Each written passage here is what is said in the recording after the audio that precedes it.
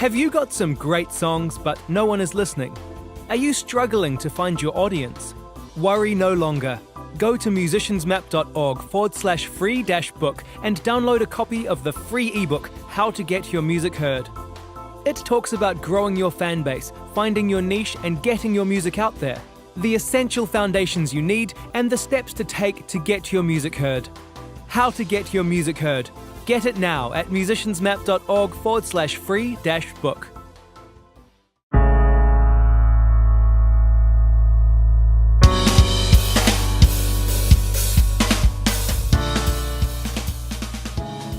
Long-time listeners will have noticed that there aren't any current sponsors for this podcast, and the front bumper is just a kind of tongue-in-cheek ad/jingle for the Musician's Map books. Well, we're entering the territory where getting some sponsors on board is starting to become viable, in that there's enough of you listening to warrant companies wanting to buy advertising space, much like they do on the more popular podcasts you no doubt listen to. Sponsors could mean a lot to a small podcast like this, which, up until now, is made entirely out of love by myself and by the wonderful people who share their experience and opinion on the platform. So I need to ask a few things from you, my dedicated listeners, to help get us to the point where we can take on some sponsors and help keep this podcast progressing and releasing new episodes every week. First, please share the podcast page or the Facebook page on your social media. Recommendations are how most people discover new media, so tell your friends and bandmates about the podcast. Secondly, please make sure you've subscribed to the podcast on whatever platform you use, and please go ahead and leave a rating if you use iTunes or something like that. 5 stars. If you haven't picked up a copy of the Musician's Map ebook or audiobook, go ahead and do that, and get in touch with your stories and suggestions. You can email me anytime at kane@musiciansmap.org or contact me through the Facebook group or the Facebook page. So that's done, and now we can get on with this week's episode, which I'm really excited about, as it features Joe Branton from Brighton progressive band Polymath. Polymath have just released their new double album, House of Wisdom, We Are the Devil, and it's an absolute masterpiece. Full disclosure, I'm a big fan, and Joe was super generous in his interview. He talks about early influences, concept albums, art, crowdfunding, and music videos. We also discuss record labels, endorsements, and early plans for the next Polymath album.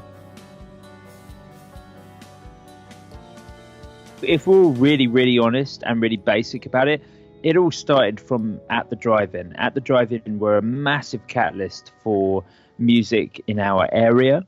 Loads of us were listening to punk rock before then, and At the Drive-In really moved us into, oh shit, you mean you can play weird notes and still be in a band and that'd be cool. So it was they were a huge influence, and I think that sort of move into post-punk started a big transition, specifically in Brighton, and with a lot of bands that were happening at that time. So that was sort of our early thing. I mean, for us, for the Polymath guys, we've always been in separate bands to each other. There was always quite a tight community in Brighton, and there's always been like a group of maybe 5, maybe 10 bands all doing different things. And we were all listening to, I guess we were all really Radiohead influenced initially. It was that sort of thing that started us all off. But that, I mean, that's like pre-Polymath. We're all friends initially, the guys. But yeah, At the Drive-In, biggest influence. They were so influential, weren't they, At the Drive-In, man? They did, as you said, they kind of changed the game and just opened it up for everybody. Yeah. Crazy band. So what about when you started playing bass guitar? Where I grew up, there was a big punk rock scene. And so I started playing bass, as a lot of bass players do, I think, because everyone else we knew were guitarists. So I started playing in a punk band around that same time. Tim, the guitarist in Polymath, he was a drummer first. So he was playing drums in a band called The Landing. And then Chris, the drummer in Polymath, he kind of fell into like a really popular scene. I think he shared the same influences that me and Tim had in music. He got more involved in actually trying to make a career out of music rather than trying to be in an instrumental prog band. So he was in a really successful band sort of early on. He was First of all, he was in a band called Still Back Your Life, who were one of the most important post-punk bands on the Brighton scene. And then he joined essentially a pop band called Doll on the Kicks, who were very successful. They went to support Morrissey like worldwide, sell like thousands and thousands of records. Like I guess he was pretty successful until he met me and Tim. So yeah. Why did you start Polymath, and when did that happen? Polymath was actually a side project. So I think at the time, both me and Crispy were playing in other bands, and Tim was playing drums in a very successful, well, as successful as post-rock can be, I guess, post-rock band called Monsters Build Mean Robots. With the frontman of that band was now the frontman of the band Alma, who are now doing really well. They were in a band together, and he was playing drums for that. And essentially, he wanted to play guitar again because he had in previous bands. And me and Chris were his friends who also loved the Mars Volta. So he sort of turned to us to do a side project. To be honest, the band only actually became to be anything because we were just messing around. And then a slot became available at the first year of Arctangent in Bristol, which I'm sure, as we'll go on to discuss, is the most important festival in the UK for avant-garde music. And because the promoter of that festival knew Tim quite well, and it's the first year for Arctangent, it was much smaller then, he was like, "Oh, I've heard that you've set up another band. Would you like to play an opening slot?" And so we played that really before we were even a band. We'd been playing together 6 months. We'd done one gig before the festival set. We had no music released. We didn't really know what we were doing. We barely strung together a set. And we thought, well, this is great. It's a free ticket to a festival. Yeah. So we weren't expecting anyone to show up to our show, but the stage we'd been put on was right next to the camping area.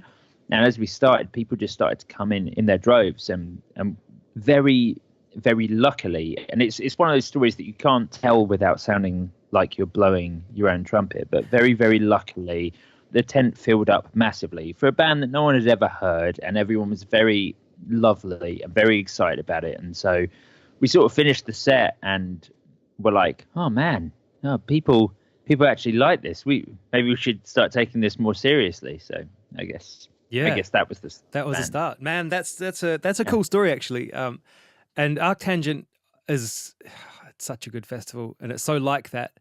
I've been that camper before, listening to the first band, and sort of you wake up to it, or you get up and you hear it and you go, oh, and just sort of stumble over, and then you found maybe a new favorite band, and then the first band of the day, as you say. So something that struck me about Polymath when I first heard about you guys was the name. It kind of strikes you as quite a big statement, right? Yeah. Did you set this? Is it like a goal, that you've set yourself on purpose, or something you need to live up to, or is it just become something that is just normal now? Tim's actually put it best previously when asked about this, and he said it's an aspiration. It's not a statement. Yep. And that is the thing. Like I think it can come across as quite heavily arrogant, I guess, to call a band that. But I mean, genuinely, we really named it on the basis of we quite liked the name more than it was anything we actually thought of ourselves. All of us are multi-instrumental, but that doesn't qualify us as polymaths at all. So yeah, I think it's safe to say that this is an aspiration. But do you know what? Like, I actually think, being sort of bold is a part of that. I think my biggest criticism of other math bands, I don't consider us a math band, but other bands that are our mates that we play with on the math circuit, and we're quite open about this, but my major criticism is no one takes themselves seriously enough. Not in an arrogant way, but everyone has funny names and funny song titles, and I think it downplays how much effort and how much love people put into making the music in the first place. So totally, man. I mean, Giraffes are the first band that spring to mind like that. Try and tell people, listen to Giraffes, and they're like, what? Yeah, exactly. Fantastic band. I love Giraffes. So one of my favorite bands are, and really good friends of ours, are Alpha Male Tea Party. Yep. Already a ridiculous name, and like one of their biggest songs, being you listen to Genesis, of course you eat hummus, or maybe it's the other way around. You eat, it's like yeah. And it's just like, man, it's a great song. It's got some wonderful time signature changes and some fantastic sort of mood switches within the song. Like I love everything about the track. And the title was funny. Like you laughed. It's hilarious. Like it's a great title. But I was like, man, if you had named that something serious, maybe people would consider it a bit more seriously. And that's totally cool. Like we're very open to the fact that we don't take ourselves too seriously, but man, I take writing music seriously, and so I like to sort of title it as such. Absolutely, and I think we're definitely going to go over that about the conceptual aspects of polymath. But I want to kind of, while we're still early on, a lot of people listening maybe won't be that familiar with math or even strictly instrumental music. Most musical styles have vocals to provide a focal point and sort of give an obvious meaning, right? Sure. Maybe you could help some of the listeners understand like some of the techniques that you use to portray those things without using vocals in your music.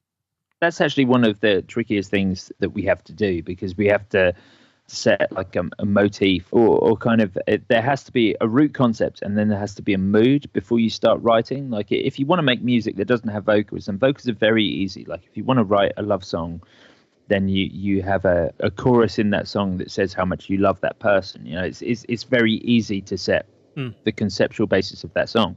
So with instrumental music, and this is exactly what I'm talking about Giraffe Giraffe, Alpha Male, Tea Party, they're absolutely fantastic. But how do you set a mood? And the answer is that they don't necessarily. But then that's not part of their criteria, and that's not a problem. I think they're fantastic bands. It's more that we wanted to have concepts, we wanted to have moods, movements, ideas behind everything. And so in order to kind of portray that, it's very difficult, because it's difficult to do that without it being so unbelievably pretentious. And I think it's hard to sort of be like, no, look, we genuinely, like, we're trying to portray this one thing without it sounding like we're just being tossers. But it's I guess what we do beforehand is we come up with a root concept. So we don't ever write track by track. Everything's written. We've always been concept. So our first record was written around Escher and Escher's artwork. So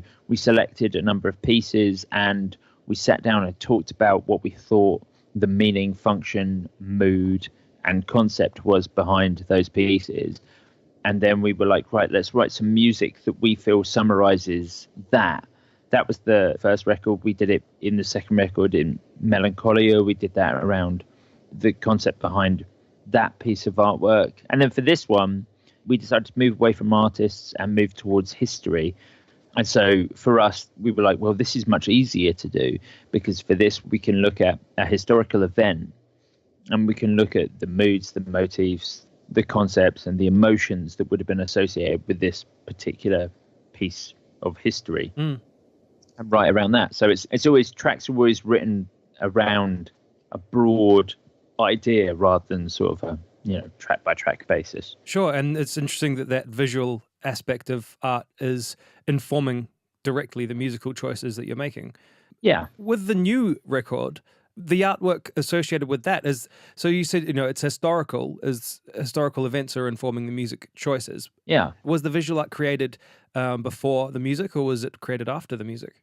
Oh, that's actually an interesting question with this one, because we always use the same artist. So the artist we use is this fella, Sam Hall, who's done everything for us ever. He's a great mate and a fantastic artist. We met him in a really funny way in Brighton. They do these really strange events called open houses, where people literally open their homes to art installations. And you know nothing more about them than there are signs on the street saying this is an open house, and you can pop in and see them. And we learned about Sam from, here's the problem with open houses, anything can be in them. So we learned about this artist from a friend of ours who was like, I have a friend who's doing this art installation. He does all this ink and paper, muscle and sinew artwork, and he's over at this open house. And I was like, muscle and sinew, ink and paper artwork, that sounds really interesting. I looked the fella up and I was like, man, this artwork looks great. And we contacted him off the back of that and have used him for everything since. And he's now like a really good friend of ours. That was a very long-winded way of answering this question. for this particular record, it was slightly different because we were looking into the concept of doing the House of Wisdom record, and we were looking into the story of the fall of Baghdad, the Mongolian invasion in 1258. That was something that we were really researching. I went onto Sam's website, and he had temporarily shut it down, and he put this massive, weird image on the front of his website. And I was like, man, that looks incredible. And I right-clicked on it, and it allowed me to download the image. And the image downloaded as the title of the image that he'd uploaded as his holding page was "We Are the Devil." And that image ended up being one of the optional cover pieces to our record, because it is you can fold the record sleeve either way, so you can have one of two covers. But that ended up being one of the covers that we could have. And I called Sam like that day, and I was like, this artwork's incredible. Would you mind if we use this as partial inspiration and also nick to your title? Yeah. So that's why it's dual titled. Yeah. Exactly. If anything, Sam this time round is completely responsible for us having a dual titled album. But normally the artwork is based on, we give Sam a set of information, and we say, yeah, this is the sort of thing we want, create something from that. This time he created half of it beforehand, but it was absolutely fantastic. I mean, this time the front covers have loads of tiny little references. On one side, on the House of Wisdom side, loads of references to science and technological advancements. And on the reverse side, on the We Are the Devil side, loads of references to the destruction that is and modern destruction as well. So there are references to the way we're tampering with things today as well. It's not just based on, we kind of view this, the Mongolian invasion in 1258, the destruction of the Houses of Wisdom, that step back, that move out of the Islamic Golden Age, as being very much like a comment on the way society inevitably suffers from the influence of sort of blind right-wing-ism, I guess. Yeah, sure. So who's coming up with the ideas for the concepts? Who's saying, hey, guys, the Mongolian invasion of Baghdad, I learned about it, I read it, I'm interested in it, here's what it is about. Do you think we should pursue that, or should we pursue something different? What's the process there? Well, it is very much between the three of us. We will discuss it and all agree on a topic. It's normally me that brings the topics to the band, and normally we'll discuss two or three things. I think in this case, on this record, I was very much like, I've never read anything like this, and I can't believe this isn't a story that is told the world over. I can't believe I've never seen a film on this. Like, it's such a fantastic and it's such an amazing story, and it's such a shame that it's never been brought to film or it's not taught in schools. Like, it's such an incredible story. It's such a massive step back in time for an entire culture, for it to be something that, man, I read about briefly on Wikipedia and then had to order a book on, and I could find like a couple of books on it. I mean, I just think that's mad, considering all the absolute bullshit stories that we get taught in school. I thought this was a phenomenal piece of history that really should be focused on a lot more. And so I think this time round, I was very much like, this is what we are doing our record on. And, in fairness to Tim and Chris, they were very much like, when I told them about it and explained it to them, they were like, yeah, this is absolutely what we're doing this record on. So, yeah. I was introduced to you guys when Melancholia was released. Something that struck me was that it had 3 songs for the track listing, and it was an album of about half an hour long. Most people would sort of separate the songs into sections. It's a natural tendency to go, right, we're about 4 or 5 minutes up, let's kind of end it. This other idea can be the start of a new track. But you guys didn't. You just kept it flowing. And it kind of flows from start to finish anyway, but you've separated it into 3 tracks rather than what could be 5 maybe. Yeah. So is that just a writing device and you just don't cut it? What's the story there? Well, I think so. I mean, essentially we tend to write those songs as individual pieces, and I guess we're not happy with a track until it's kind of completed its journey. And I think sometimes whilst there's 3 tracks across 30 minutes, those 10-minute tracks, I mean, if you were to cut them short, I kind of feel like they would have gone nowhere. we felt like we've done that a bit on previous records, like cut things short in order to bulk up track listings, to be honest, to make it look like we have more tracks on a record, because we know that, bands write 3-minute tracks and think that that's fine. And we've always written 10-minute tracks. It was just, we were like, maybe we should split these up in order to make people think there's more content here, because I think people look at track listings rather than song lengths. 30 minutes is as long as, Brighton's a big punk rock town. That EP is probably longer than most of my friends' bands' records that they've ever put out. Which is fine. I love punk rock, but it's. But I think for us, we always feel like a track has to have its complete movement, and that tends to be 4 or 5 sections that will progress, and then we'll have one reoccurring motif throughout. But we always want to do that, and we often crescendo, and a crescendo is always worth like 3 or 4 minutes, and we don't ever want to do that without the rest of the song. Do you know what? Like recently, we were played on Radio 1, which over here it's the biggest station in the UK. Deal, I didn't mention that as it being like, hey, we got played. Sure. Maybe I did, but we got played on that radio station, and they contacted us and were like, hey, we want to play your single, but your single's 9 minutes long. Can you give us a radio edit? And so we busted our balls talking to our producer in Ireland and being like, is there any way you can cut down this song? Like, can you think of any way to do that? We can't. And he was like, yeah, I'm sure I can. He ended up sending us like a 5-minute radio edit, and we sent that to Radio 1. They played the last 2 minutes of that track. They didn't play the radio, which is totally fine. I appreciate like that their listeners wouldn't be into this anyway. It was a big stretch for them to do that. But they played the last 2 minutes, and it was like the last 2 minutes were a crescendo. The last 2 minutes were the same riff repeated, getting louder and louder. And I was like, man, if that was the first time I'd heard us, I wouldn't be into us, because that sounded terrible. Like, a band that make a 2.5-minute song with one riff just that a crescendo, repeats louder and louder. Yeah, exactly. It was rubbish. It sounded rubbish. But I think that's why our songs are so long, because maybe we consider the motifs for ludicrously long amounts of time. Was there a kind of freedom with the new record, with House of Wisdom, We Are the Devil? It's epic, man. I listened to it yesterday, and it's a long listen, and it's incredible. But it must have been satisfying for you guys to just go, you know what? Let's just write lots of music, make it really long, and have it this big kind of, because essentially it's a double record, isn't it? Yeah. It is a double album because it's long enough to be. Essentially, it's 74 minutes or whatever it is. But I think, do you know what? We were a bit bored of being called a math band. We're referred to as a math band because we play with math bands, because we've turned up at a similar time to math music. But we were like, man, we listen to Yes and King Crimson and the Mars Volta. Like, none of those bands are math. Like, and we don't like math bands. Math bands tap, and finger tapping on a guitar is vulgar. We don't do that. So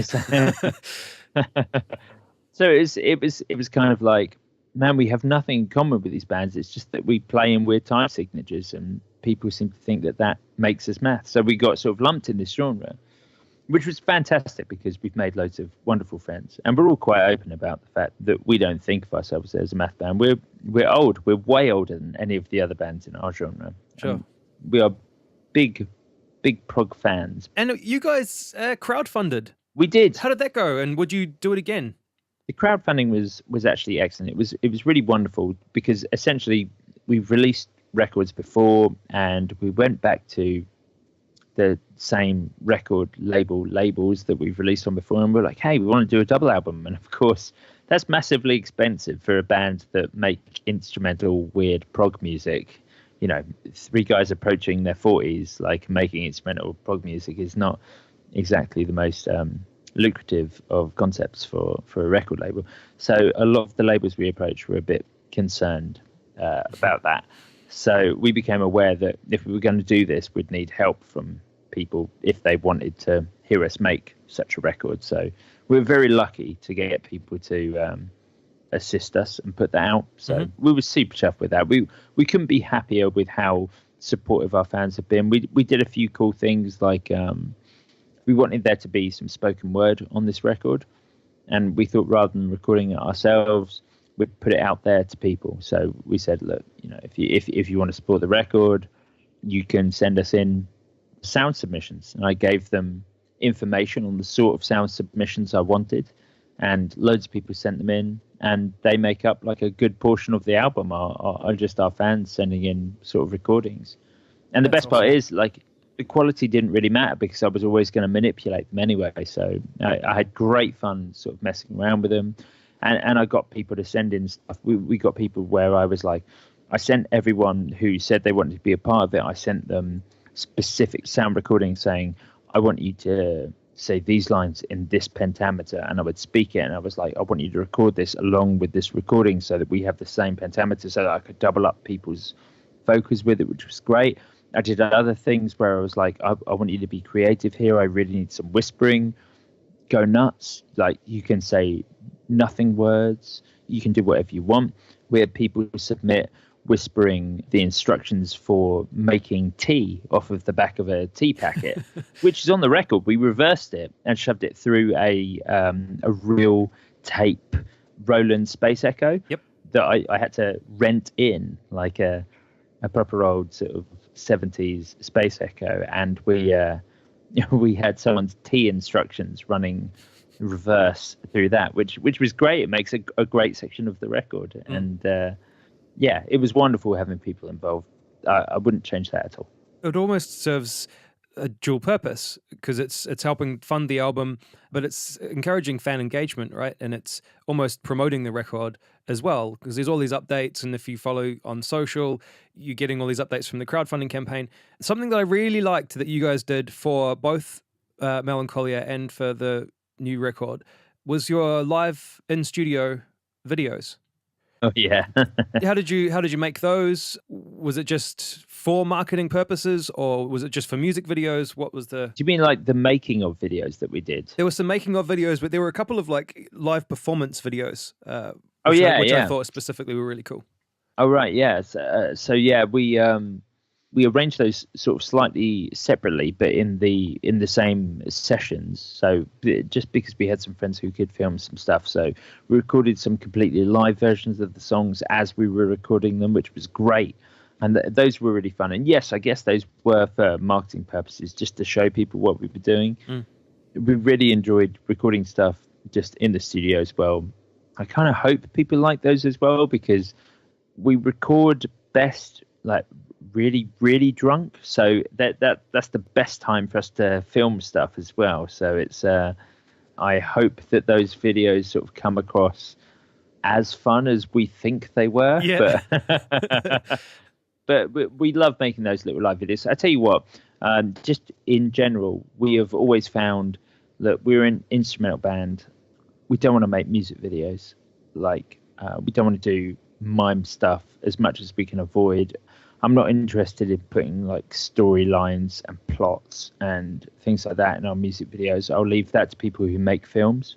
And, we actually write scores on the side for a few friends of ours who do make films, but I wouldn't presuppose to use those for our music videos. I don't, and have never thought that that's the place for music. If you want to listen to our tracks, then surely you want to see us perform them. Yeah. So all our videos have always been live performances rather than abstract concepts that are written by someone else who has nothing to do with the band. Yeah. And then the music just serves to be background music to someone else's concept sort of thing. Yeah. I can understand that totally. So House of Wisdom came out on 2 record labels, correct? Yeah, that's right, yeah. So it's Lonely Voyage and Superstar Destroyer. Lonely Voyage and Nice Weather for Airstrikes. Superstar Destroyer released Melancholia. Lonely Voyage released Reptiles, and then Lonely Voyage have come back to release this one. And we have also had Nice Weather for Airstrikes release this record as well. So it's been a dual release. The reason being, we wanted to release a double album, and releasing that on vinyl is very expensive. So, So we were lucky enough that 2 labels were willing to support us. So, what sort of arrangement do you have with those labels and labels like that at an independent level? A very, very intimate one, in that Lonely Voyage, who put out our first record, who the fellas who run that, Joe, Josh, and Adam are three of the most fantastic and most involved guys in this genre I've ever met. Adam, especially, the guy who heads it up, he's the guitarist in a band called Lost in the Riots, a sort of an instrumental like party math band, who are absolutely fantastic. He's one of the most fun and brilliant guitarists I've ever seen on a stage. We were lucky enough to tour with them just before they actually agreed to release our album about 3 or 4 years ago. He's completely fantastic, a wonderful musician. So it was an honor to get to put anything out on their label. And then, Lonely Voyage, which is run, and you'll start to see the connections here, run by Pete Lambrew, who is the guitarist and singer in Alma. He was also the guitarist and singer in Monsters Build Mean Robots, which Tim, our guitarist, was the drummer in. So there's the connection there. That's why Lonely Voyage agreed to put it out. They were always kind of our fail-safe because we've always been really good friends. In fact, all of us put together used to, before Arctangent, before any of those festivals existed, when math was a tiny genre, we used to put on a festival called Nice Weather for Airstrikes Festival, probably about 7 or 8 years ago. We used to put it on in a tiny pub in Brighton, and it was fantastic, a load of fun. I mean, one year we managed to get Three Trapped Tigers to play there. Three Trapped Tigers and Maybe She Will played there as well. Awesome. And Shapes. And I remember this pub could maybe fit 50 people was safe, 80 people was tops. And I think we counted at 250 people queued to try and get in to see. And that was actually before we were in Polymath and everything. That was when we were just friends who loved the genre and wanted to put on bands. And before Arctangent was a thing, but people still wanted it to be a thing. And that is our connection with Nice Weather for Airstrikes. And cool. And actually, I guess the other side of that is from Lonely Voyage, one of the three guys who runs that, Josh, has just become the 4th member of Polymath. We have recently taken on an organ player, and we played with him for the last 4 or 5 shows, just for our last tour. Cool. So we have switched from a 3 to a 4-piece and taken on our first new member. If you wouldn't mind, I want to talk a little bit about endorsements. You're endorsed by Stonefield and TC Electronics, is that correct? Yeah, that's right. That is. We were also endorsed by Boss Effects as well. How does that happen? How do you get those endorsements, and what kind of deals do they have? Okay, so Stonefield are, I guess a few years ago, I saw them at the London Bass Guitar Show, and they were some of the most ridiculous basses I'd ever seen. And of course, the Stonefield bass is about, well, they're a New Zealand local company, but they're about $4,500 New Zealand dollars for a bass, so they're pretty pricey. And I saw them there and was like, no, this is incredible. I will never be able to buy one of these. And I think about a year later, they were trying to get into the UK. I knew some of the people who were distributing their brand in the UK, and Boss, they were just about to release this new multi-effects unit. And they had sent me and Tim the prototype of this unit. And they were like, hey, we want you to do a video for this pedal. We want you to spend a few weeks, make some weird sounds with this pedal, work out a song, and we want to record a live version of that song as the advert for this pedal. So we were like, well, okay, we'll do that. And so because I knew the fella who was going to be the brand that we're going to be distributing Stonefield, I gave them a shout and said, hey, look, I'm going to be doing this video for Boss. Obviously, it's Boss. They're the biggest effects company, in the world. If you've got a spare Stonefield bass and you want me to play it in this video, I know they're a really small company and I really love their basses. So if you want me to play one in this video, I'll play it, and that will be great exposure for the brand. I did that, and then Tom Stanley, the guy who owns Stonefield, contacted me after and was like, I'd like you to play Stonefield basses, and I'd like to give you a custom version of a Stonefield bass to your spec so that you can play that. So that was absolutely wonderful and not something I expected at all. Now, it was really good because actually the way it's worked with Stonefield has worked very well for me, because two very close friends of mine are Freak Bass and another guy called JD Short, two fantastic bass players, and all three of us have ended up being the only three endorsees for Stonefield. Freak Bass slightly before me, and JD Short slightly after me, and which is great because like Tom was arranging. There was a big in-store event in Cincinnati a few weeks ago. I couldn't actually go to it, but he was having all his endorsees over and had invited me and offered to pay for a flight for me to go over. And that would have been, essentially me and two of my best mates would have got to go and show off these basses in a shop, which would have been great. But I mean, the two of them got to go. But yeah, very randomly and luckily, the three of us have ended up all with Stonefield basses, which is great. Yeah. What's the future look like for Polymath? For your band, but for a band of your kind of genre as well? The plan with the last record is, this is a very honest version of what we plan to make. We were trying to make the most ridiculous record we possibly could. And if we're really honest, we did talk about this. We were like, will someone give us a 1 out of 10? Because if you get a 1 out of 10, then someone didn't get something so much that they couldn't understand it at all. And if you can do that, then you surely have created the most outlandish record of all. Yeah. So that was sort of unfortunately that hasn't worked at all. We've actually had great reviews, but we've realized we've got to push this a bit further. So we've already actually planned the next record, and I'll give you an insight onto it here. The next record, actually, rather than it being a full album, we're releasing a single song. It's going to be one 30-minute song, and it's our first 3D recording. So we're making a binaural record. So whilst it's a half-hour song, there are movements within that song, but rather than giving you a track listing, what we're giving people is a blueprint, a top-down view of a building, and then a path around that building with rough times as to where you're in what path in the building. And the song will switch binaurally depending on what time it is and where you are. So as you walk through doors, tracks can dissipate the same way that they would as a club door shuts behind you. Tracks can get quieter as you ascend up or down staircases along with footsteps. And also as this is a first person thing, it's a binaural recording, the character that you are as you're listening to the record will interact with people and have conversations as they're moving through this building. But I guess the idea is to create like a complete first person binaural record as such. So that's the next thing. We've already started working on that and laying down the foundations for that. So we're just getting the finer points of that in place now. How do you even approach that?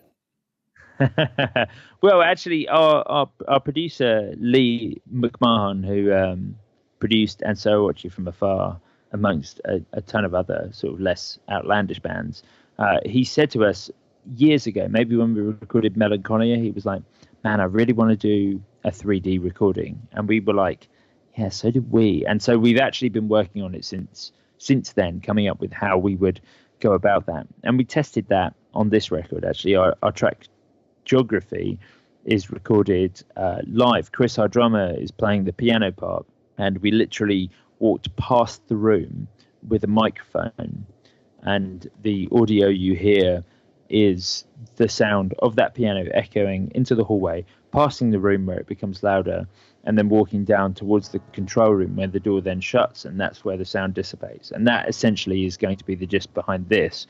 We're going to have to splice live recordings with slightly more professional recordings as we're moving a binaural head around a room.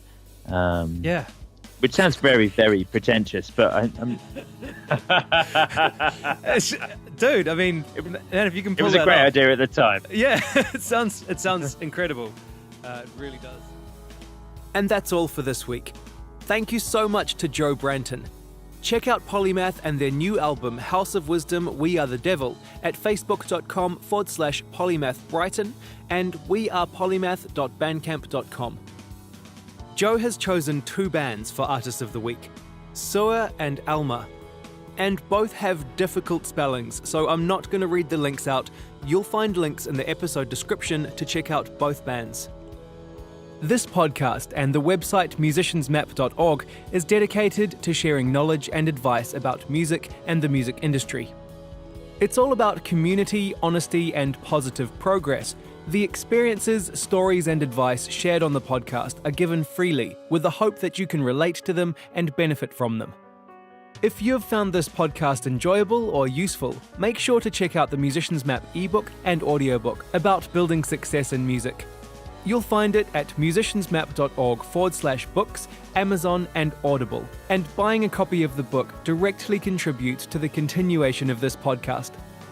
There's also a free ebook, How to Get Your Music Heard. Go to musiciansmap.org/free-book to get your copy. If you have a suggestion for the podcast or for the YouTube channel, or you just want to get in touch and say hello, please do so via the Musicians Map Facebook group or by email at kane@musiciansmap.org.